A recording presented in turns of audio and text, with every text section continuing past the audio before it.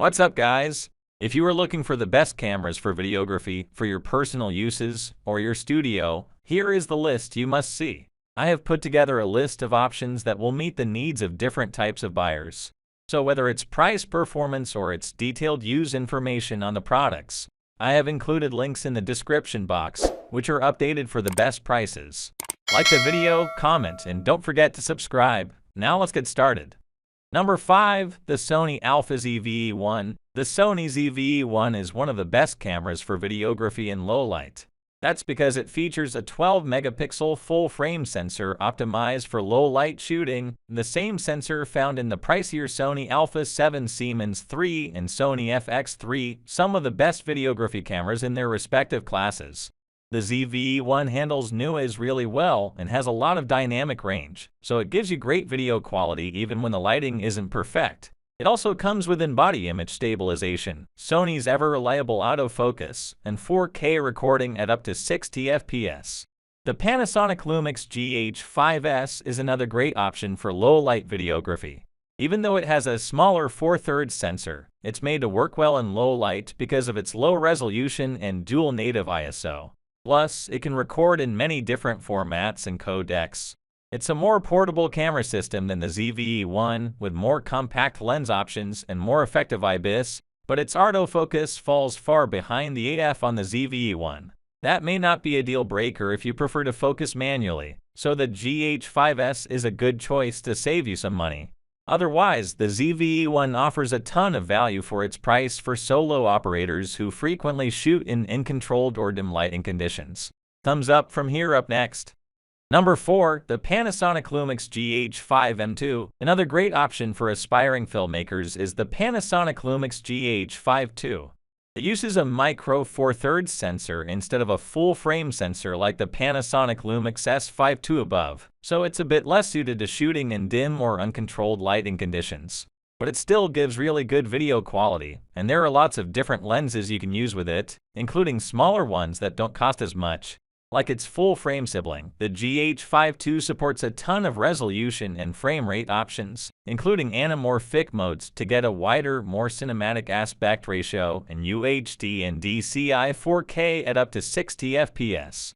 You also have log profiles and 10-bit 4.24K recording up to 30 FPS to capture lots of color details and give you more options when you edit your videos later. Note that Panasonic has since replaced this camera with the Panasonic Lumix GH6, which has a higher resolution sensor, higher resolution video recording, and a CEF Express card slot.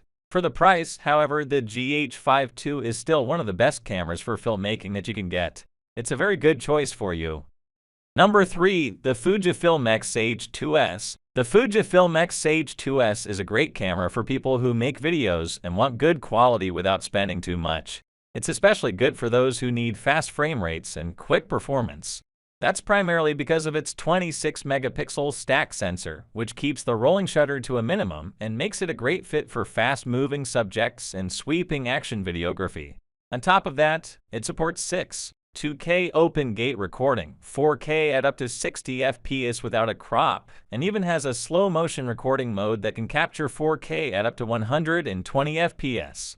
Aside from its superb internal recording capabilities, it also has all the inputs you need for video peripherals, including a full-sized HDMI port to connect a compatible external recorder to which you can output RAW video. Even without an external recorder, the camera's internal codec support is fantastic, with Apple ProRes formats to capture higher quality video with less compression. That's just the beginning of what this camera can do, so it's a good option for filmmakers who are more experienced and want more features. Number 2, we present the Sony Alpha ZV-E10. The Sony ZV-E10 is the best camera for filmmaking on a tighter budget. Though marketed as a vlogging camera, this entry-level APS-C model offers a lot for beginner videographers and filmmakers who don't want to spend a fortune on a camera. Unlike the cameras mentioned earlier, this one doesn't have a viewfinder, which might make it less useful for people who like to take both photos and videos.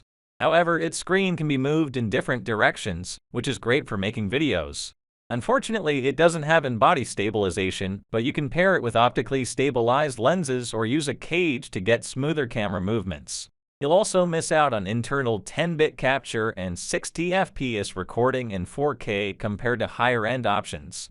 Considering its cost, this camera comes with lots of features. You can shoot at different speeds, like 4K at up to 30 frames per second and 1080p at up to 120 frames per second. Overall, it's a great choice for the budget-conscious filmmaker. It's a great option for you. Lastly, we present to you number 1, the Panasonic Lumix S5 II. The Panasonic Lumix S5 II is one of the best bang-for-your-buck options you can get for videography and filmmaking. It's loaded with video features that match up to and sometimes surpass much more expensive options. This camera can record with the gate open, giving you more flexibility.